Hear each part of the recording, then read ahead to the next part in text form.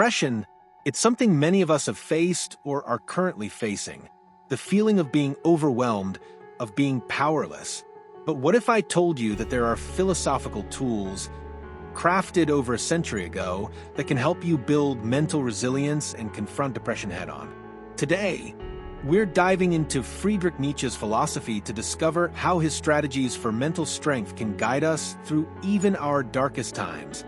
To grasp how Nietzsche's philosophy can help, we first need to understand his view of life.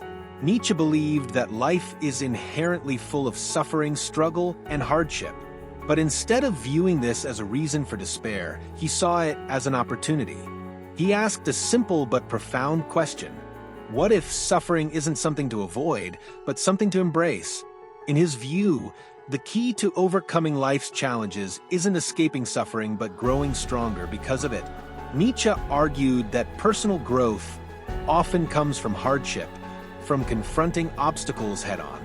And it's precisely through this process that we can develop mental resilience. One of Nietzsche's most famous ideas is the concept of the Übermensch or Superman.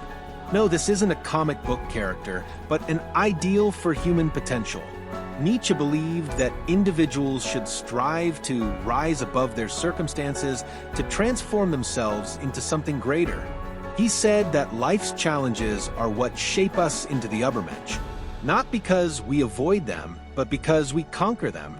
It's through hardship that we can become more resilient, more capable, and stronger than before.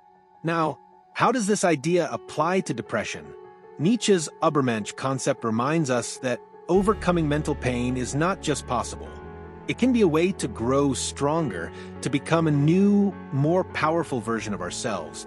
Another powerful idea from Nietzsche's philosophy is Amor Fati, which means love of fate.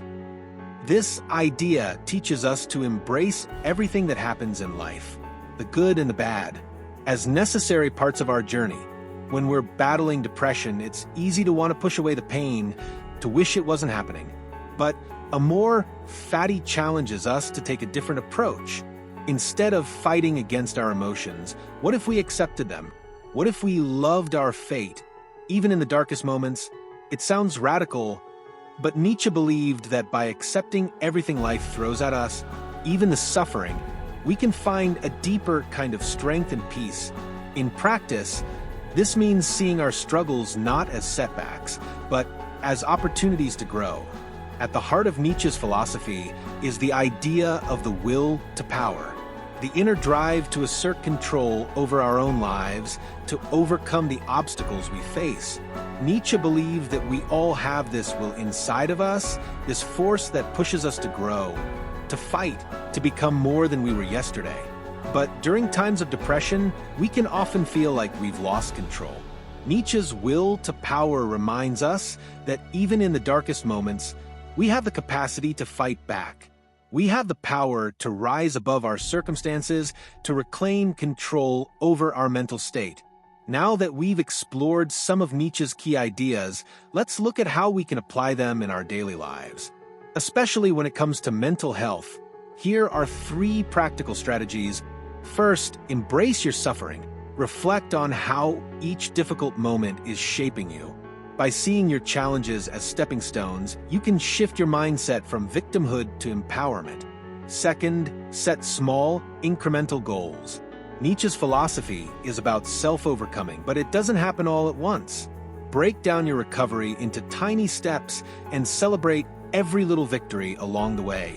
Finally, find your why. Nietzsche believed that having a purpose, a reason for living, can help us endure anything. Whether it's your passion, your loved ones, or something you want to achieve. Identify your why and let it fuel your fight against depression. Depression may be a difficult battle, but by embracing Nietzsche's philosophy, you can turn your suffering into strength. Let us know in the comments, how do you approach mental resilience? And if you found these strategies helpful, be sure to like, subscribe, and share this video to help others on their journey towards understanding the mysteries of the mind. Thank you for watching Thought Waves. Until next time, keep pushing forward, one step at a time.